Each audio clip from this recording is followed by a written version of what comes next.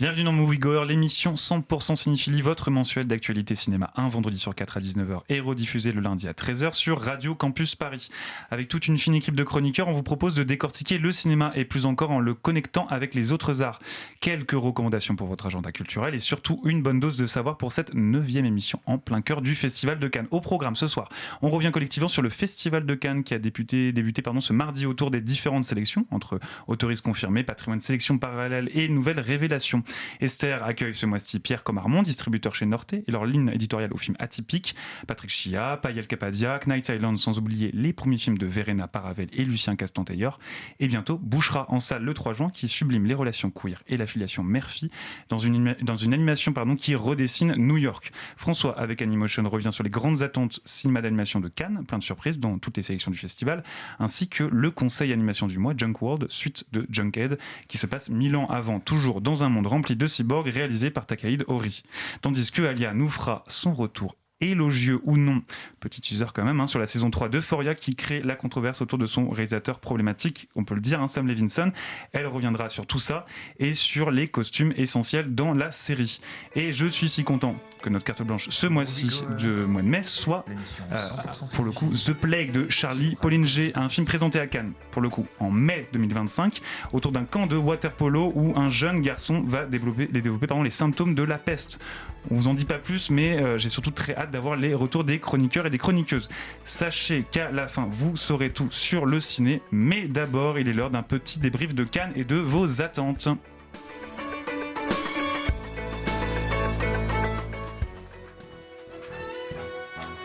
It's Channel 4 News at 6 o'clock.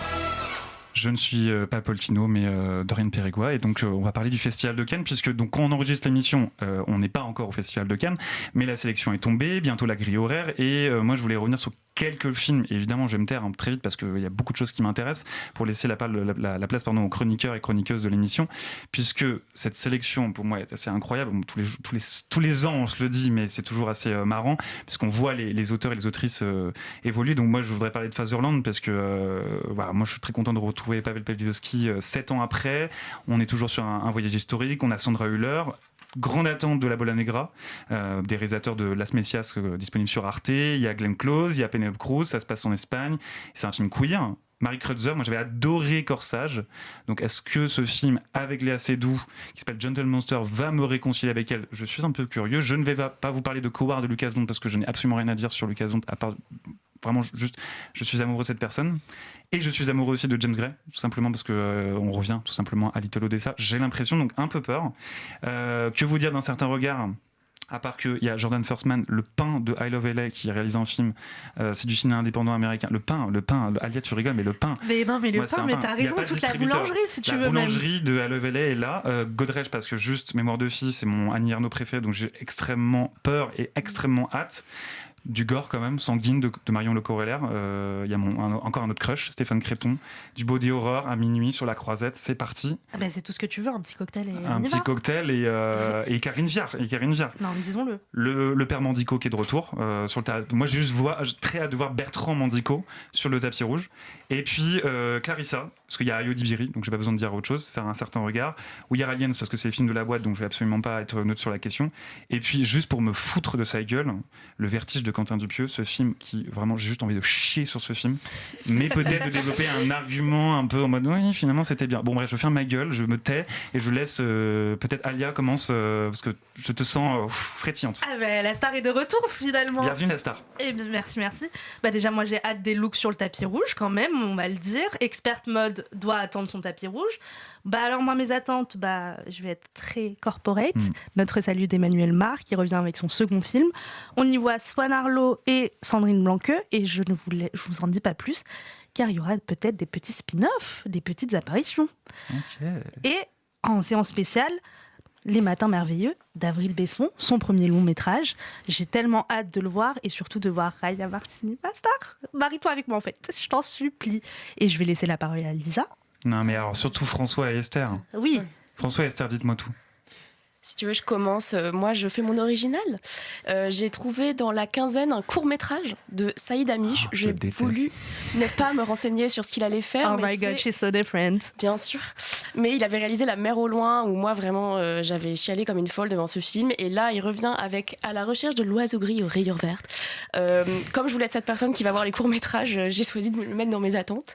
En compétition, moi, c'est L'inconnu d'Arthur Harry. C'est quand même un monsieur qui se réveille dans le corps de Léa Seydoux. Et genre, mon rêve, en fait. Donc j'ai un peu hâte de voir comment il a traité le sujet. On n'a pas la même relation avec Léa Seydoux. Mais c'est notre Nepo Baby préféré, attends. Et après, non, hommage à Victor Lepezan qui m'a fait la promo de l'Agradiva qui est à la semaine de la critique de Marine Atlan, où c'est des lycéens qui vont à Pompéi et ça les rend fous de désir. Et globalement, ça a l'air très bien. Ouais. Donc voilà, à peu près. Ok. François, pour clôturer. Eh ben, écoute, moi, c'est le maître japonais qui revient en compétition, Hirokazu Koreeda, que j'adore, et dont je parlerai un petit peu d'ailleurs tout à l'heure, c'est un petit teasing. Mais j'ai très très hâte de son retour, et moi aussi, je suis un peu corporate en vrai, donc Congo Boy, un certain regard, j'ai... Voilà, trop hâte. Ouais, je le mentionne en même temps parce qu'on est corpo jusqu'au bout. Un certain regard qui est repris à l'Arlequin du 27 mai au 2 juin et la quinzaine qui est repris au Reflet Médicis du 10 au 16 juin, je crois. Merci beaucoup. Donc, on l'a bien compris, hein, on est toujours sur des grosses attentes. Ça cristallise toujours beaucoup d'attentes. Donc, évidemment, je vais donner ma palme d'or le 23 mai à Coward de Lucas Dont sans l'avoir vu. Animation. Sans transition, animation et queer font bon ménage en juin en salle avec Jim Quinn, on en parle au mois de juin, sélectionné à Cannes lui aussi, et le délicieux que j'ai adoré, Bouchra d'Oriane Barki et Myriam Benani. Norté Distribution le sort le 3 juin et moi j'ai trouvé ça génial. Pierre Comarmont, justement de Norté, l'invité d'Esther ce mois-ci. Drama is life with the dull bits cut out. Merci beaucoup à Pierre Cormamont de chez Norté qui est venu nous rencontrer ce soir-là. On voulait parler avec lui de Bouchra, mais aussi de Dryleaf et de Caniba qui va passer dans Toujours plus gore très prochainement, et plus globalement de son métier de distributeur et des choix de Norté qui sont toujours très audacieux et qui ont intéressé toute l'équipe. Donc merci Pierre de bien avoir voulu venir ce soir.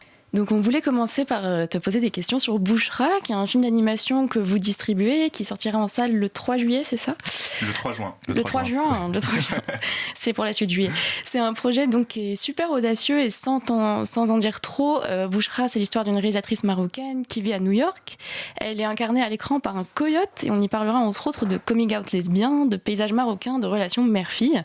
Ce qu'on voulait déjà te demander, c'était peut-être de raconter comment chez Norté vous avez fait la rencontre de Myriam Benani et de Oriane Barki, et aussi peut-être nous faire une présentation des deux réalisatrices. Ouais.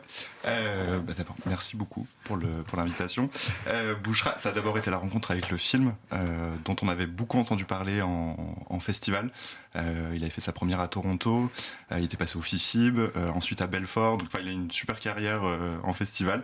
Il nous intriguait beaucoup, on avait vu quelques images, et je l'ai personnellement découvert au festival Chéri Chéri, où il était en bonne place, où il a remporté le prix du jury, et ça a été un coup de cœur absolu. J'ai adoré l'énergie qu'il y avait, on se projette toujours en disant quelle va être la réception des spectateurs, et là je pouvais en avoir de première, et en fait tout le monde était en larmes dès les 2 premières minutes du film.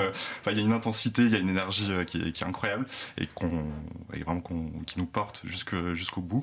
Donc j'en ai ensuite parlé à Valentina, qui a fondé Norté, qui est la gérante de Norté, qui l'a vu ensuite, et on s'est dit ce film est pour nous, que ce soit dans son récit et dans sa forme, comme tu le disais, qui est extrêmement audacieuse.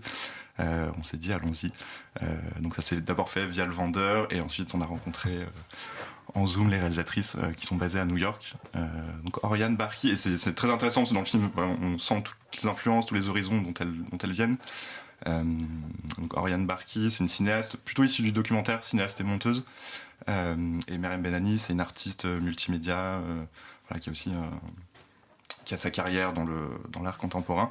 Et, donc voilà. Et ensemble, elles avaient déjà réalisé une mini-série qui s'appelle Two Lizards, qui avait été diffusée pendant le confinement. Et Bouchra est leur premier long métrage. Et d'ailleurs, on retrouve entre les deux projets cet aspect d'animaux qui sont un petit peu humanisés.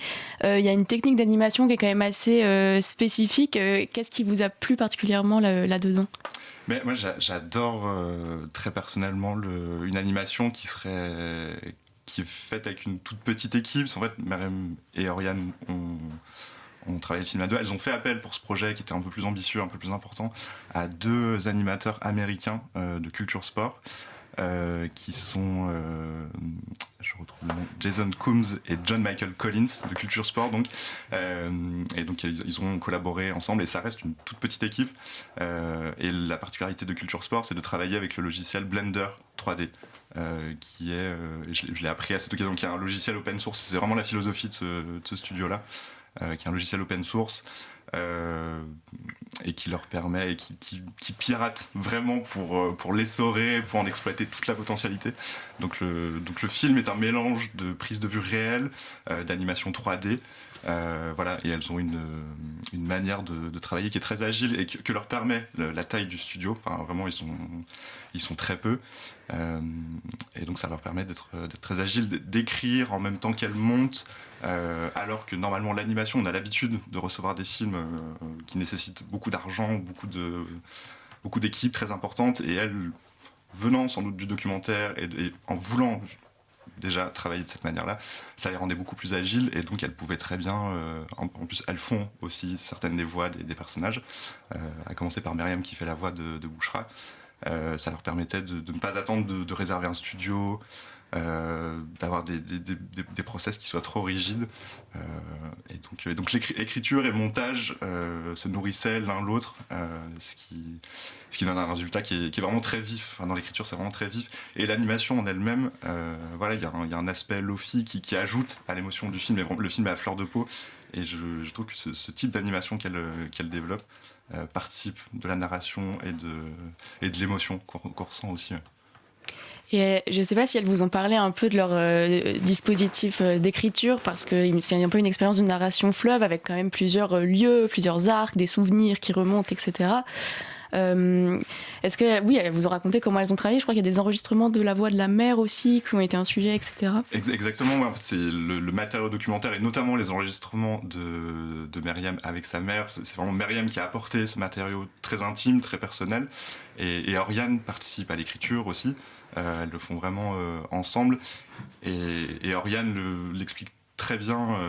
Elle dit que voilà, elle recevait un matériau très personnel, donc il fallait qu'elle trouve la juste distance dans l'écriture, et je pense qu'elle aidait beaucoup Myriam aussi à prendre elle-même de la distance pour pouvoir travailler, et pour pouvoir travailler une fiction, parce que Bouchra reste une fiction avec un apport documentaire qui est très important et qui est évident, ouais. Mais il restait à écrire une fiction, ouais. Donc elles ont vraiment collaboré toutes les deux sur l'écriture, ouais. Et comme on est, comme tu le dis, entre fiction, documentaire, animation, vous êtes distributeur du film. Comment vous pensez en fait un peu vous positionner pour l'accompagner dans sa sortie? Parce que c'est vrai que c'est un projet qui est assez singulier. Totalement, et on adore ça. C'est le premier film d'animation qu'on distribue, et on s'est... Alors, il y a plusieurs thématiques, évidemment. Il y a la réalité du Maroc, les questions d'identité queer aussi, de coming out. Et c'était assez clair dès le départ avec les réalisatrices, on en a parlé, c'est une des premières choses dont on a parlé. C'est vrai qu'on ne voulait pas saucissonner le film en fonction des thématiques et vraiment le mettre dans tel coin ou dans tel autre coin. Donc, on s'est dit, le film est d'une telle richesse, d'une telle ouverture qu'on allait le laisser ouvert. Et la question qu'on s'est posée, c'est plutôt comment on arrive à toucher des publics avec des âges très différents. Parce que, comme le fait le film, en fait, vraiment, ce qu'on a envie de faire, c'est de jeter des ponts entre les générations, comme le fait très bien le film. Donc on s'est dit, pour les plus jeunes, ça va plutôt être sur les réseaux sociaux. Pour les vingtenaires, trentenaires, voilà, on a un dispositif média avec des médias assez prescripteurs qui nous accompagnent. Et je pense, pour un public encore un peu plus âgé, passera plutôt par la presse traditionnelle, voilà, les radios, la presse papier aussi. Donc voilà. Et ensuite, les thématiques, on travaille aussi avec des salles à l'année sur tous nos films qui nous font confiance. Et en fonction des thématiques, donc on place pas innocemment le film le 3 juin qui va lancer le mois des fiertés, donc ça va vraiment être un film important. Il y a déjà des salles qui s'en emparent sous cet aspect-là, d'autres plutôt sur la question du Maroc, d'autres sur l'animation avec des médias spécialisés. Ouais, on laisse le choix aux salles de s'emparer du film et on voulait le laisser le plus large possible et le plus ouvert possible. Ouais. Bah, c'est vraiment ce qu'on s'est dit en le découvrant, c'est qu'il s'adressait vraiment au plus grand nombre et assez largement, et j'insiste vraiment là-dessus, à toutes les générations confondues. À tout à l'heure, Pierre et Esther, et je mentionne aussi le travail superbe qu'ils ont fait, donc on le disait, autour des 3 premiers longs métrages de Verena Paravel et Lucien Castan-Taylor, dont Cannibal, qui va à la rencontre d'Issei Sagawa, le cannibale du Panthéon, fait divers de 1983, on y revient plus tard. Il y a quelques années, Junkhead avait marqué les esprits dans l'animation stop motion, et François, ce mois-ci, avec Anymotion, vous parle de sa suite 10 ans plus tard, passée par les festivals de Strasbourg et de Gérardmer, mais avant tout des grandes attentes animation de ce Cannes, et il y en a pas mal. Anymotion.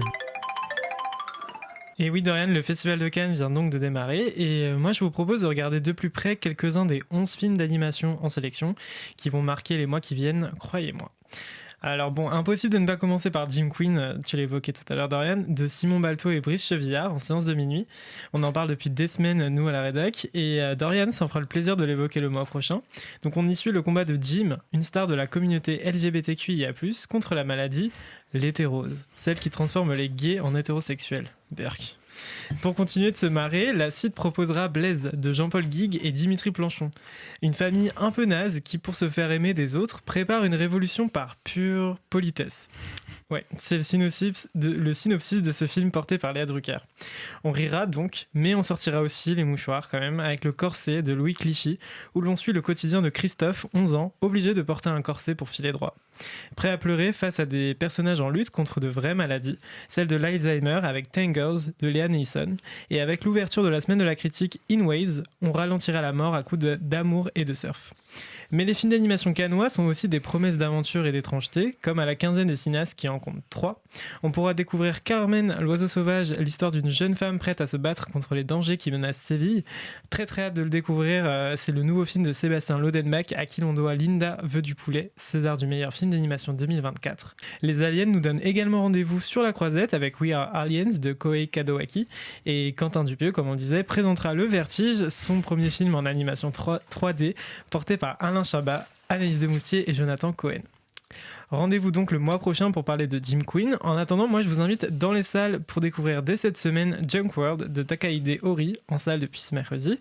Le préquel de Junkhead nous embarque dans un film de SF en stop motion, complètement barré, où les quelques humains encore vivants vont affronter les cyborgs rebelles qui les menacent. Décalé et maîtrisé, le film n'a rien à envier au Mandalorian de Star Wars. Let's go! Merci François, et donc on ne te quitte que quelques secondes puisque tu es un peu notre spécialiste de la musique ce mois-ci, et donc on te laisse pour ta première interlude musicale.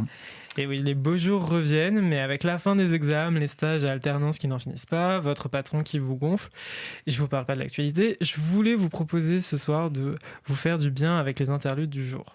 Aujourd'hui, j'avais aussi envie de rendre hommage à un grand musicien japonais qui nous a quittés il y a 3 ans. Expérimentateur libre, touche-à-tout perfectionniste, Ryuichi Sakamoto est l'un de ceux qui a signé les plus belles bandes originales de films. Ce passionné de musique est né dans les années 50 et il a été bercé aussi bien par les Beatles que Debussy. Ce que je trouve que ça résume plutôt bien sa carrière musicale. Il a tous les styles, de la technopop au classique en passant par le rap. Ce mélomane a également travaillé pour le cinéma avec les plus grands. Brian De Palma, Bertrand Bertolucci, David Bowie ou encore Alejandro González Iñárritu. Alors si vous ne le connaissez pas encore, je suis d'autant plus ravi de vous le faire découvrir aujourd'hui. Et on commence par une de ses plus connues, Merry Christmas Mr. Lawrence, tirée du film Furio de Nagisa Oshima, sorti en 83. Elle a offert à Sakamoto son premier BAFTA et ainsi le début d'une reconnaissance mondiale. Elle marque aussi sa première collaboration avec David Bowie, ce qui n'est pas rien, qui joue dans le film. On écoute.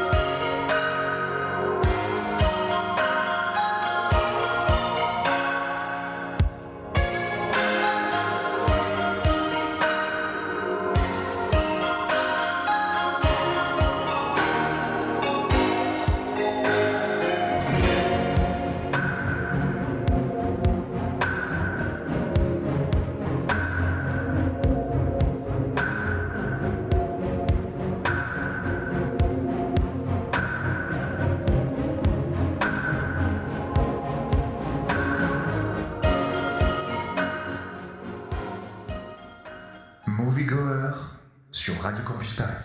Et ça faisait longtemps qu'on n'avait pas accueilli notre très chère Lisa Templeroy avec Contre-champ. Elle jalonne tous les 2 mois le cinéma décolonial à partir de films marquants. Et pour ce retour dans Moviegoer, elle souhaitait revenir sur les années 70 avec l'émergence d'un cinéma révolutionnaire palestinien. Contre-champ, une tentative anticoloniale. Et la dernière fois, on avait parlé de la création du manifeste vers un 3e cinéma par les Argentins Getino et Solanas. Et en fait, quasiment au même moment, en Palestine, 3 personnes se rencontrent. Saloufa Jadala, Mustafa Abou Ali, Hani Jouharia. En 1948, ils ont vécu la Nakba, alors ils ont en tête la violence coloniale israélienne et savent que c'est le début d'une éradication non seulement des Palestiniens et des Palestiniennes, mais aussi de tout ce qui constitue leur identité et leur culture. C'est pour cette raison qu'ils décident de fonder l'unité du film palestinien au sein du Fatah et de mettre leur cinéma au service de la révolution. Ils se rendent sur place, caméra au point, pour filmer les opérations militaires sur le front de guerre avec les révolutionnaires armés. Ils filment aussi les entraînements des fédayines, des conférences, des manifestations, soit tout ce qui a trait à la révolution qui est en train de se faire. En 1973, ils écrivent à leur tour un manifeste qui est très intéressant à mettre en parallèle avec celui de Getino et Solanas. On y retrouve l'importance de travailler à l'émergence d'une esthétique nouvelle. Le groupe insiste aussi sur la nécessité de renforcer les relations avec les groupes de cinéastes révolutionnaires et progressistes dans le monde entier, notamment en participant à des festivals de cinéma au nom de la Palestine. Si on devait retenir 3 de leurs films, on pourrait citer De toute mon âme et de tout mon sang, Scène d'occupation à Gaza ou encore They Do Not Exist. Il y a, dans cette période, soit dans les années 60-70, une effervescence totale du cinéma décolonial et militant. Et avec ça, une vraie volonté de faire collectivement. On se met alors à penser le cinéma comme un outil politique que l'on pense lui-même politiquement. Puisqu'il y a, à ce moment-là, une lutte anti-impérialiste forte en Palestine, de nombreux cinéastes venus du monde entier viennent pour filmer la résistance armée. Ces cinéastes se posent la question de savoir quel est le rôle du cinéma dans la conscientisation politique, quelle est l'efficacité politique réelle du cinéma comparée à la lutte armée qu'ils filment. Ces réflexions mèneront certains d'entre eux à abandonner le cinéma pour prendre les armes. D'autres continueront simplement de filmer. Et certains, comme Masao Adachi, font les deux. Malheureusement, toute cette activité révolutionnaire et une partie de ces interrogations seront brutalement stoppées par les événements de Septembre Noir. Des milliers de civils palestiniens sont tués dans les camps de réfugiés en Jordanie et toute l'organisation de libération pour la Palestine est repoussée au Liban. Le cinéma est soudain placé face à ses limites transformatrices, rattrapé par la violence des forces militaires sionistes.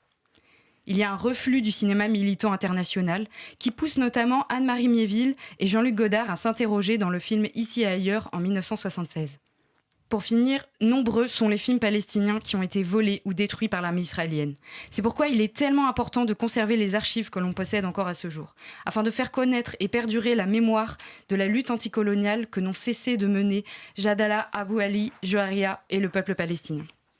Merci beaucoup Lisa, et donc je mentionne, parce qu'effectivement on est là aussi pour essayer de pousser nos auditeurs à voir les films, que le film donc They Do Not Exist est disponible gratuitement sur YouTube, donc profitez-en, foncez le découvrir et donc découvrir ce cinéma.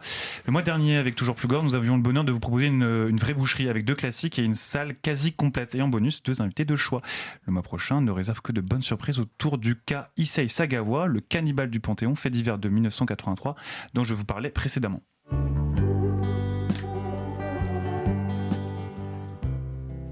Et donc en effet, jeudi 23 avril, dès 19h30 au Reflet Médicis, une très belle séance, une très belle salle quasi complète autour de 2 classiques dans cette séance, une vraie boucherie.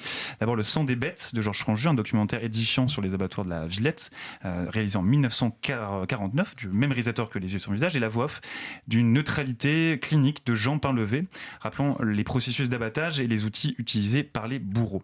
Le noir et blanc, on peut le dire, ne fait qu'intensifier par la mise en scène du cinéaste le gore et les images insoutenables des veaux se faisant tuer et gardant des gestes végétatifs. Après, et en compagnie du réalisateur Fabrice Duvels et la spécialiste de Sade et Pasolini Julie Paquette, un classique de Pasolini, Salo, ou Les 120 journées de Sodome, son dernier film qui a permis à la fois dans cette discussion de parler de beauté fasciste, de mise en scène, sans oublier l'historique du film et la mort du réalisateur, ainsi que les influences sadiennes évidentes. C'était donc l'occasion de discuter de cinéma, de gore et d'images violentes avec donc le réalisateur Fabrice Duvels, qui avait dédié un documentaire au réalisateur Pasolini, La Passion selon Bellatrice, la comédienne Béatrice Dalle sur les traces en Italie du réalisateur controversé. Et donc je remercie Mathilde Costroy pour la technique et toutes les équipes du Reflet Médicis pour leur accueil. Moi, j'avais 3 questions à te poser avant de préparer la séance. Pour Salo, qu'est-ce qui t'a amené déjà à Salo et à Pasolini en général? Eh bien, c'est Salo. C'est le soufre. C'est le soufre du film. Ce qu'il y avait autour du film quand j'étais gamin. En fait, je l'ai découvert assez tôt et j'ai eu du mal à le voir. Mais bon, il me semblait bien qu'il y avait quelque chose à creuser. Donc en fait, j'ai creusé, puis je suis arrivé. J'ai commencé par le début, en fait, avec des films de Pasolini. Puis après, ses poésies, et puis sa vie, ses talents. Enfin, c'est un monde en soi, Pasolini. C'est un monde. Tu rentres en religion comme tu rentres en Pasolini. Ok. Et est-ce que toi, quel est ton rapport en général au gore? On parle là de toujours plus gore. Salo, pas forcément le film le plus gore qu'on projette, mais est-ce que toi, tu as un rapport dans ta cinéphilie, même donc dans ton expérience de réalisateur, qui t'amène au gore? Est-ce que tu considères à certains moments que tes films puisent dans le gore, puisent dans ces sous-genres en général? Je vais parler de ma cinéphilie. Moi, je suis un gamin de la VHS, donc c'est sûr que le cinéma gore à l'époque, où il était vraiment, vraiment très, très ostracisé, pas du tout comme aujourd'hui. Oui. C'était un cinéma qu'on regardait avec les copains, beaucoup caché. C'est un cinéma qu'on avait du plaisir à voir en bande. Bien sûr. Et donc tu te constitues en fait une cinéphilie autour de ça. Et puis ma cinéphilie, bien sûr, moi je suis curieux un peu de tous les cinémas, donc en fait ça part de là. En fait. Ça part de là. Moi je viens de ce monde-là, je viens du monde de l'exploitation. Des VHS, des années, Voilà, donc tout ce qui est trait à René Château. René Château, oui, qui existe encore et qui font toujours de la VHS et de DVD. Et comment ne pas revenir avec vous 2 semaines avant la prochaine séance de Toujours Plus Gore sur un sujet édifiant que nous souhaitions forcément aborder, les faits divers. Objet de fascination, les vidéos YouTube et podcasts ont vent en poupe, et en particulier pour ne citer que On date raconte sur Europe 1 et Affaires sensibles sur France Inter avec Fabrice Drouel. Très vite dans la programmation, nous avons été attentifs au travail des anthropologues et réalisateurs Verena Paravel et Lucien Castantailleur, soutenus par Norté Distribution. Après un film sur la pêche intensive, tourné tel un film d'horreur, Léviathan, la forme documentaire et pédagogique qu'ils abordent prend un tournant en 2022 avec une sélection à la 15aine des réalisateurs de Cannes et leur De Humani Corporis Fabrica qui utilise la technique de l'endoscopie pour nous faire vivre et nous proposer une vraie virée dans le corps humain, césarienne, circoncision, etc. Et entre ces deux films, ce documentaire, celui qui nous a tout de suite parlé, Cannibal, réalisé en 2017, ce documentaire fou prend comme origine un fait divers bien connu à Paris dans les années 80, le Cannibal du Panthéon, une affaire précisément de 1981. L'histoire de cet étudiant japonais venu en France à la Sorbonne pour étudier les lettres et qui est né en 1949. Donc le jeune Sagawa est plus vieux de 10 ans des autres étudiants. Il commence à nourrir une fascination qui aura les répercussions que l'on connaît pour une autre étudiante de la promo, Renée Hartevelt, d'origine néerlandaise. En effet, sous prétexte d'un devoir, il propose à Renée Hartevelt de venir réviser et lire des poèmes expressionnistes allemands. Comme vous le savez, rien ne va se passer comme prévu. René lit un poème, Sagawa la tue d'une balle, la viole, il prélève certaines parties du corps de sa victime, il les consomme crus, cuits ou les met dans un réfrigérateur. Mais ce cher Issei Sagawa n'a pas de congélateur. Il doit donc se débarrasser du corps de René Hartevelt et le met dans 2 valises, les met dans un taxi, les dépose dans un chariot au bois de Boulogne. Et comme tout ça doit être un peu quand même burlesque, Sagawa perd le contrôle du chariot, les valises tombent devant un couple. Et évidemment, du sang en sort, il s'éloigne le plus vite des valises. Sans grand étonnement, évidemment, le tueur est vite retrouvé grâce au témoignage du chauffeur de taxi, dont je vous parlais des valises avant. Et Sagawa considère devant les policiers qu'il agit, selon lui, c'est pour lui en fait un acte artistique. Pendant 1 an, il est soumis à une expertise médicale et psychiatrique, tout en étant en détention provisoire. C'est là que l'autrice Nicole Calgaris intervient. C'est l'une des étudiantes de la promotion de Issei Sagawa. Il commence à échanger des lettres, dont nous reparlerons lors de la séance du jeudi 28 mai, en présence de l'autrice.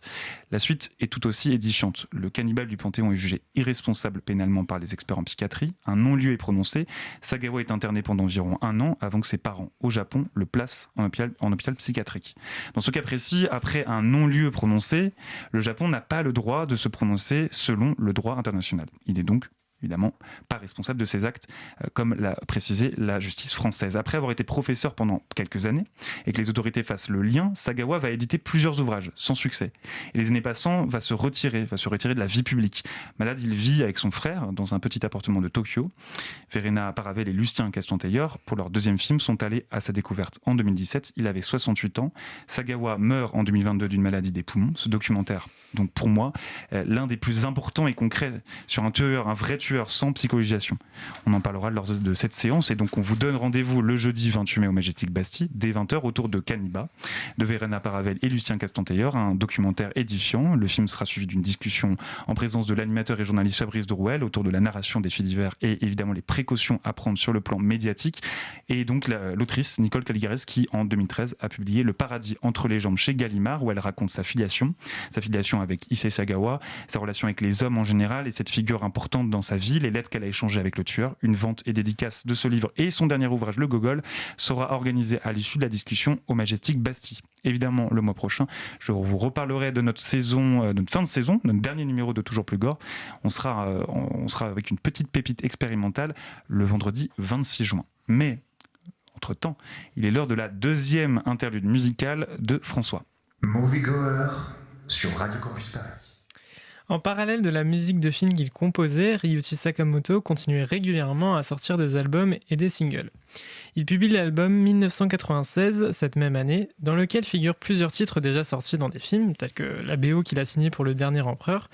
Mais dans cet album, il propose un titre encore jamais sorti, Bibo no Aozora, un morceau au piano et violon à la fois grave et émouvant.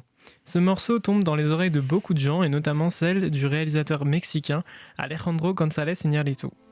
C'est un coup de cœur, et il rachètera les droits 10 ans plus tard à Sakamoto pour son film Babel. Le film alterne des personnages dans différents endroits du monde. Leurs vies n'ont rien à voir, et pourtant, un événement va tous les faire basculer dans une trajectoire tragique et douloureuse. Le film marquera le début de leur collaboration. On écoute.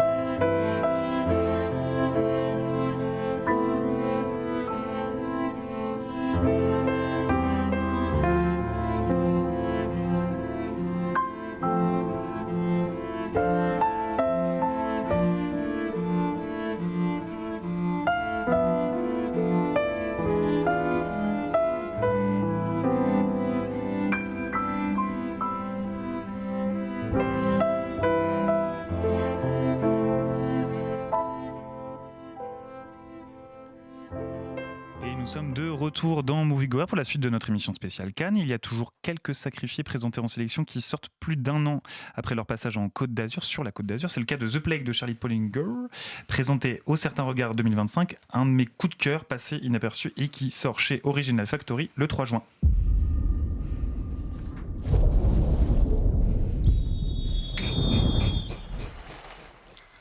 The Plague est la première réalisation de Charlie Pollinger avec laquelle il s'est offert une sélection à Cannes l'an dernier.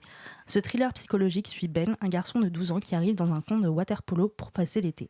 Très vite, il découvre la dynamique particulière du groupe et remarque qu'un jeune, Eli, est mis à l'écart en raison de son comportement atypique. Les autres adolescents lui imposent alors une étrange tradition, à la fois ludique et inquiétante, désigner l'un d'entre eux comme porteur d'une mystérieuse maladie qu'ils appellent la peste, donc The Plague. Mais au fil des jours, ce jeu prend une tournure de plus en plus troublante. La frontière entre fiction et réalité se brouille et Ben commence à douter. Et si cette coutume cachait quelque chose de plus sombre qu'un rite d'intégration? Et je retourne cette question vers nos chroniqueurs afin qu'ils puissent discuter du film. Alors, moi, du coup, je suis pas du tout neutre. J'avais vu le film il y a un an. Donc, j'ai pas le regard de. Je suis assez curieux d'avoir l'avis de Lisa, de François et de toi, parce que j'ai vu le film il y a un an. Et en fait, c'est aussi ce truc de quand tu vois des films à Cannes, de genre notamment, t'as ce truc où moi ça passe ou ça casse un peu, souvent. Et là, j'ai tellement aimé ce film. Et tu disais un truc en off qui était hyper intéressant avant, c'était que c'est à hauteur d'enfant. Et je trouve qu'en fait, le film est hyper badant sur un sujet qu'on a déjà vu traiter, qui est super badant. Et j'ai trouvé que le cadre du cours de water-polo d'été, qui pourrait être vraiment le truc d'un coming of age classique, se détruit et s'étire au fur et à mesure. Au début, j'ai refusé le film. J'étais en mode putain, en fait, je ne peux pas croire à ça. Je trouve ça hyper ridicule. Too much. Et en fait, ça me prend en fait. Ouais. Les lieux en fait, c'est surtout la gestion des lieux, l'échelle de plan qui est tout le temps en constant. Je sais pas, je me sens un peu guindé en fait dans ce truc-là. Je me sens pas bien quand je vois ce film-là. Et d'un autre côté, je trouve ça assez génial comme premier film. Bah, moi, je suis d'accord avec toi. Je trouve que c'est assez génial comme premier film. Moi, ça m'a fait penser un peu au camp d'été des Disney Channel Kids. Ah bah grave.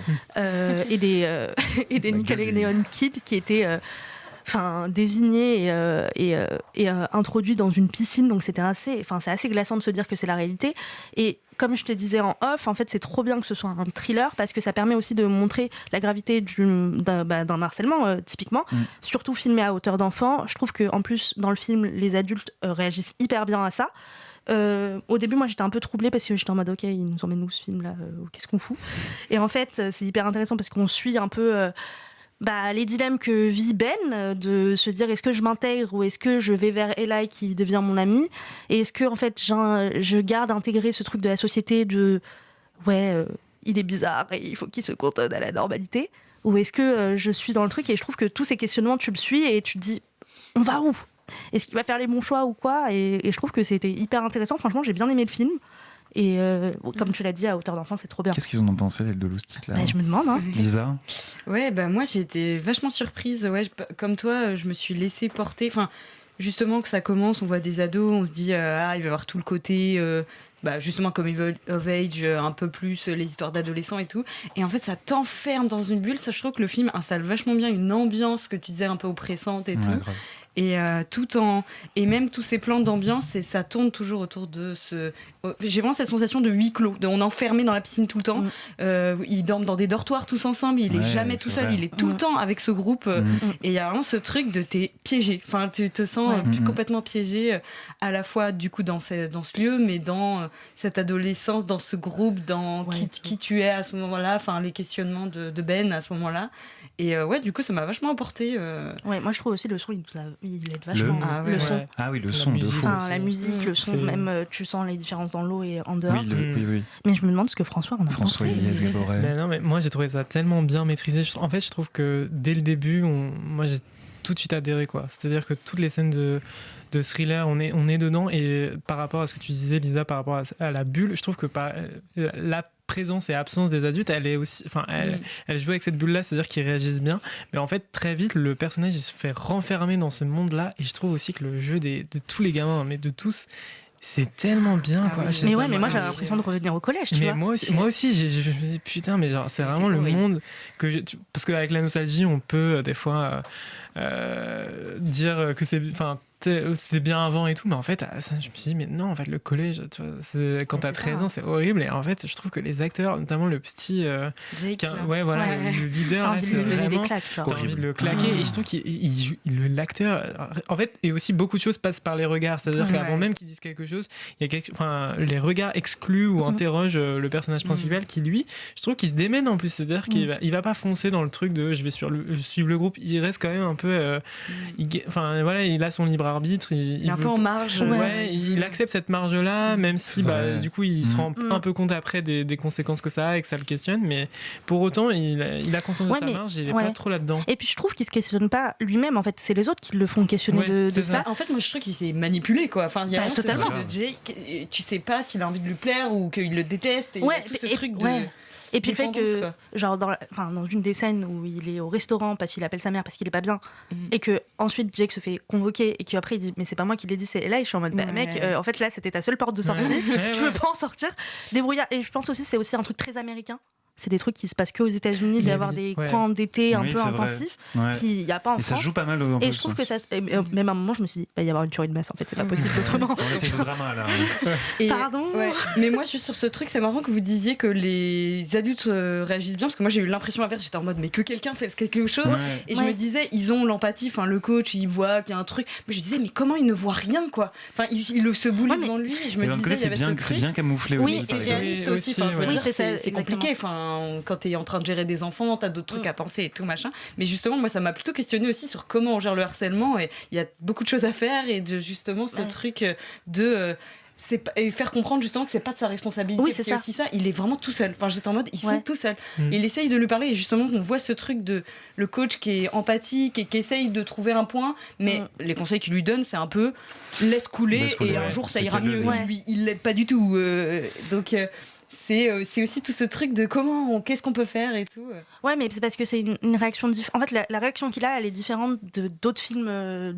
C'est pour ça que je trouvais qu'il avait une bonne réaction, mais c'est pas une bonne réaction parce que machin. Et je pense aussi que c'est peut-être la première fois qu'il est alerté par ce genre de problème aussi, tu vois. Oui, c'est clair. Parce que, bien sûr, parce que quand Ben arrive, c'est sa première année.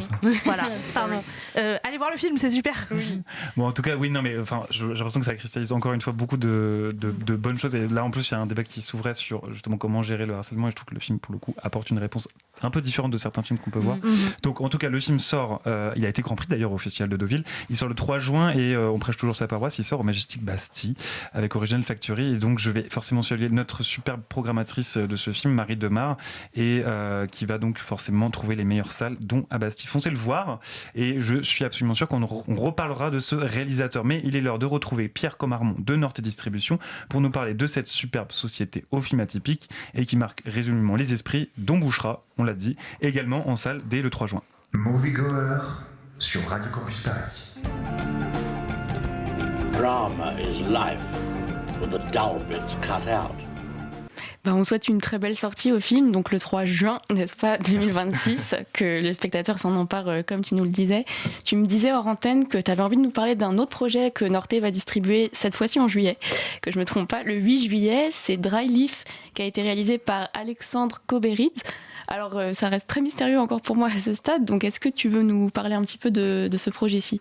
Oui, c'est une autre curiosité qu'on a découverte. Alexandre Koberidze, c'est son 3e film.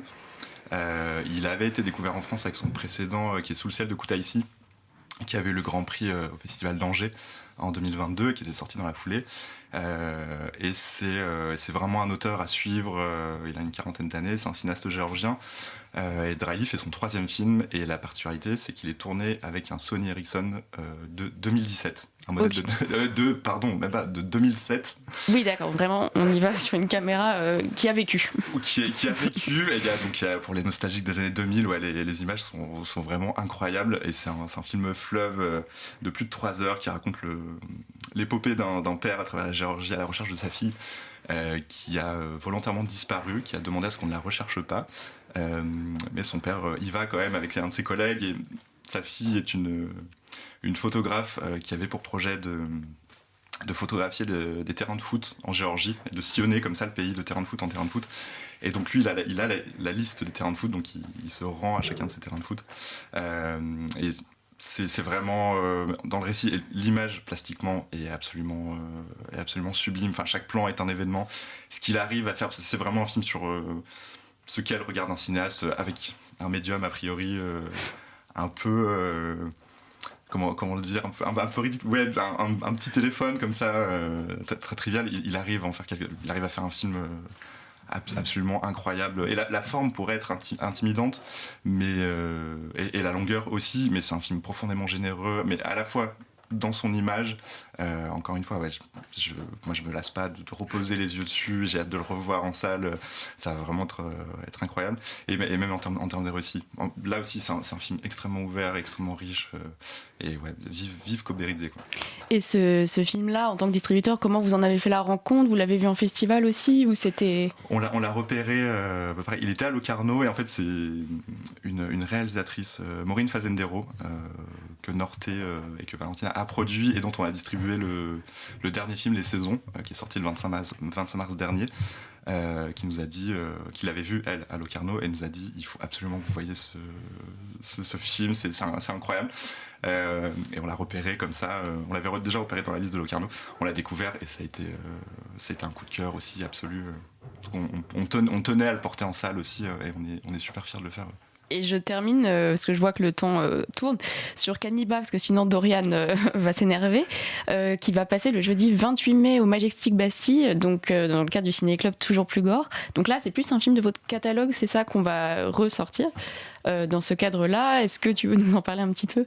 Oui, un film emblématique du travail de Norté, du travail de Valentina, d'abord en tant que productrice, parce qu'elle a produit la grande majorité, et là je veux pas dire de bêtises, sinon la totalité des films de Lucien Castan-Taylor et Verena Paravel.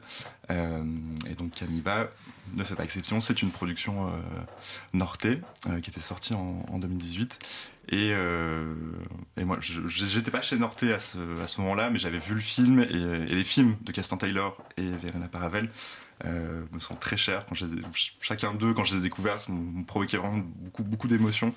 Et ils sont formellement incroyables. Et c'est aussi comme ça que j'ai repéré Norté et que je me suis dit qu'un jour peut-être j'aimerais beaucoup y travailler. Donc voilà. Et Caniba, oui, c'est la rencontre des deux réalisateurs avec Issei Sagawa, qui est tristement célèbre pour ce fait divers qui a eu lieu en France, où il avait dévoré une camarade d'université.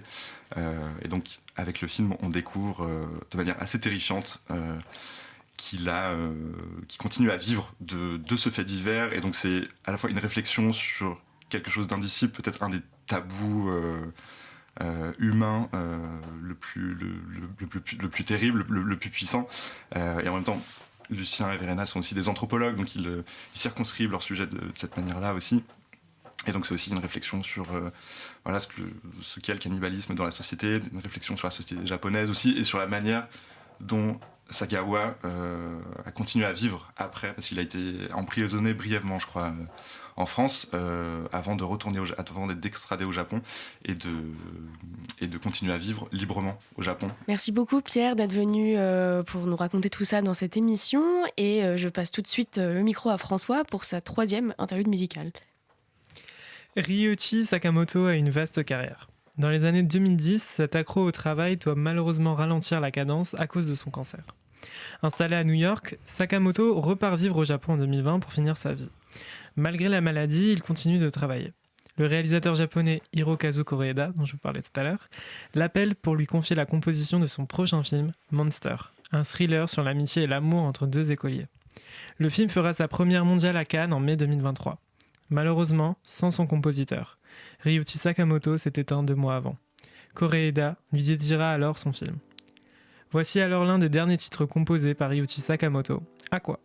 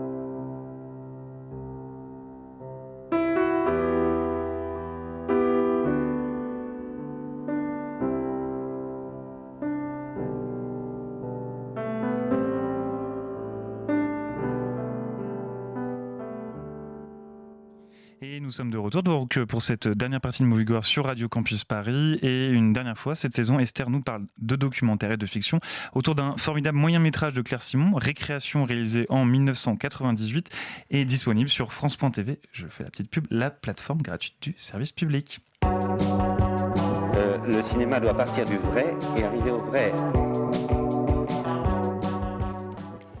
Oui, cette semaine, j'ai choisi de vous parler d'un documentaire de Claire Simon à l'occasion de la rétrospective qui lui est consacrée sur France TV, en l'occurrence de Récréation, qui a été tournée au début des années 90, donc 30 ans avant Notre corps, dont vous avez peut-être entendu parler plus récemment. Claire Simon, elle s'est formée au cinéma direct, donc une forme qui prône la non-intervention du documentariste, l'enregistrement synchrone entre le son et l'image, l'absence de musique et de commentaires. Donc ici, comme l'indique le titre, elle pose sa caméra dans la cour de récré d'une école maternelle et elle se fait discrète au point que les enfants semblent oublier complètement sa présence. Et son sujet, c'est donc ce lieu, la récréation, qui, quand on y réfléchit, est l'un des seuls où les enfants sont enfin libérés du regard et des cadres que posent les adultes. Claire Simon a toujours dit être très intéressée par les formes romanesques qui peuplent la vie quotidienne, les fictions dans la non-fiction, si je dois le dire de manière pompeuse. Donc quoi de mieux que cette réalité alternative par laquelle nous sommes tous passés, qu'est la cour de récré. Simon appréhende ce lieu comme une scène de théâtre miniature.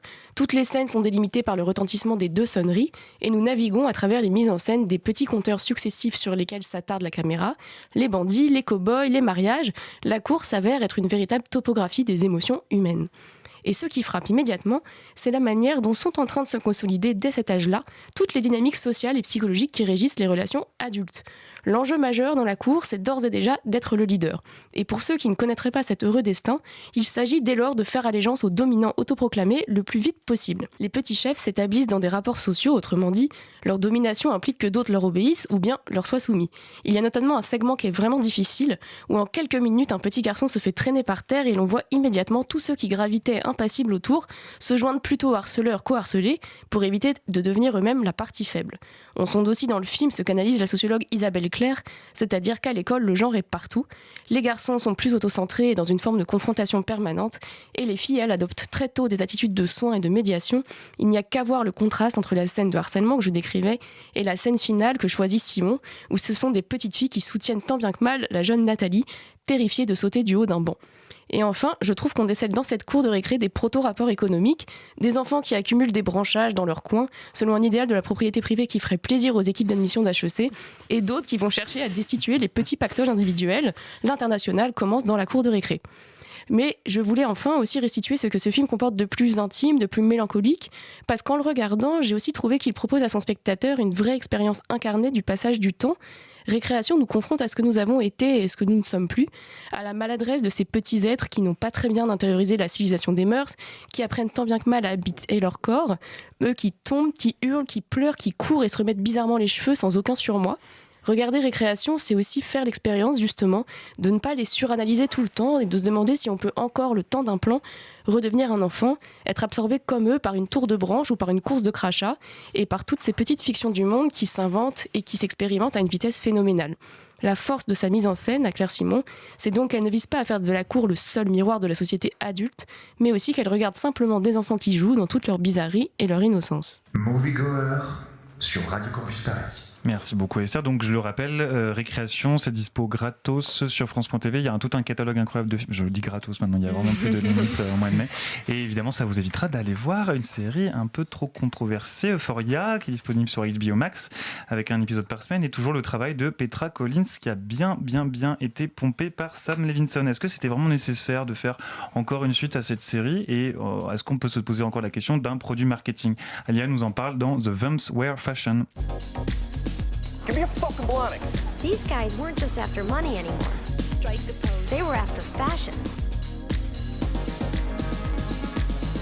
Merci Dorian et bienvenue dans The Vamps Wear Fashion, la chronique qui met le cinéma sur le divan.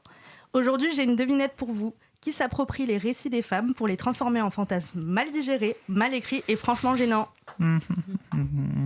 Sam Levinson. Bingo! Aujourd'hui, on parle de la série polémique Euphoria. Et oui, elle est revenue après 4 ans d'absence et franchement, personne n'a commandé ce comeback. C'est un peu comme un ex toxique qui débarque sans prévenir, on s'en passerait très bien.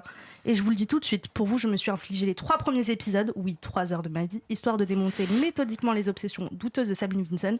Je l'ai fait, vous n'avez pas à le faire. Merci, Alia. Mais je vous en prie. Mais aujourd'hui, pas de gossip, on parle mode et féminisme. Parce que ce retour, c'est aussi une trahison esthétique. Où est passé l'ADN visuel posé par Petra Collins ? Les paillettes ont disparu, remplacées par des looks qui crient fast fashion sans âme et une direction artistique qui semble avoir abandonné toute ambition. Et dans l'écriture, alors, parlons-en, ou plutôt non, évitons, c'est vide, c'est creux, et surtout, c'est profondément problématique. Tu vas un petit peu fort aujourd'hui, non ? Ah non, c'est nécessaire, parce qu'on est en face d'un cas d'école de male gaze, des personnages féminins hypersexualisés, mal construits, constamment humiliés ou réduits à des archétypes incassis. Ainsi, ce ne sont pas des femmes, mais des projections, et des projections pas très subtiles. On frôle la misogynie crasse, emballée dans une esthétique pseudo-arty, une vision qui sent le puritanisme recyclé version glamour toxique où la complexité féminine est écrasée au profit du spectacle. Alors oui, heureusement que Maddie et Ruth tiennent encore debout au milieu du naufrage. Heureusement que certaines actrices arrivent à insuffler un peu de vérité dans ce chaos. Mais cela ne suffit pas à sauver un projet qui semble avoir oublié ce qu'était une femme, un regard féminin et une narration incarnée. Quand une série transforme ses personnages féminins en terrain de jeu pour fantasmes masculins, ce n'est plus de la fiction, c'est une démonstration de pouvoir. Et franchement, on a déjà donné. Donc aujourd'hui, exceptionnellement, enfin pas trop, je ne vous recommande pas cette série, je vous conseille même de l'éviter. Courez, je vous en supplie, courez. Je vais conclure simplement. J'espère sincèrement que cette saison sera la dernière pour le bonheur de Zendaya et pour le nôtre. Merci beaucoup Alia, je ne regarderai donc pas. Et merci à tous et à toutes de nous avoir écoutés pour ce 9e épisode. On se retrouve toutes les 4 semaines, le vendredi à 19h et en rediffusion le lundi à 13h pour Moviegoer, l'émission qui décrypte le cinéma et plus encore sous toutes ses coutures. Merci à Philippe Fischer, chargé d'antenne. Merci à Léa, notre réalisatrice. Merci à notre invité Pierre Comarmont, venu nous parler de Bouchra, Doran Barki et Myriam Benani en salle dès le 3 juin et tout son formidable travail chez Norte Distribution. Et merci à toute l'équipe des chroniqueurs et chroniqueuses, Lisa Templereau, François-Élias Gaboret, Alia Mamdan, moi-même Esther Vasseur et notre illustre présentateur Dorian Périgua. Et en attendant le retour de Moviegoer le vendredi 13 juin pour sa dernière de la saison, n'oubliez pas, l'art ne se vit pas seulement, il s'écoute. Ça fait bizarre que tu l'aies dit, hein. Merci beaucoup, merci à tous.